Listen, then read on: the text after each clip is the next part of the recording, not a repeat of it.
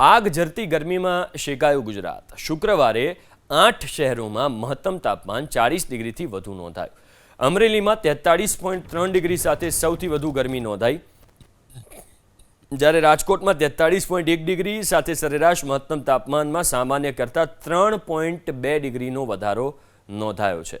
બીજી તરફ અમદાવાદમાં 42.1 ડિગ્રી સાથે સરેરાશ તાપમાન સામાન્ય કરતાં 1.9 ડિગ્રી વધારે નોંધાયું। લઘુત્તમ તાપમાન પણ 26 ડિગ્રી આસપાસ રહેતા રાત્રે પણ ગરમી અને બફારો વધ્યો।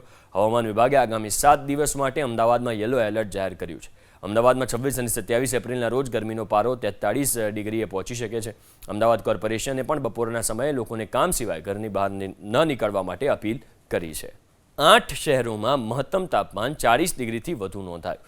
અમરેલીમાં 43.3 ડિગ્રી સાથે સૌથી વધુ ગરમી નોંધાઈ, જ્યારે રાજકોટમાં 43.1 ડિગ્રી સાથે સરેરાશ મહત્તમ તાપમાનમાં સામાન્ય કરતાં 3.2 ડિગ્રીનો વધારો નોંધાયો છે। બીજી તરફ અમદાવાદમાં 42.1 ડિગ્રી સાથે સરેરાશ તાપમાન સામાન્ય કરતાં 1.9 ડિગ્રી વધારે નોંધાયું। લઘુત્તમ તાપમાન પણ 26 ડિગ્રી આસપાસ રહેતા રાત્રે પણ ગરમી અને બફારો વધ્યો।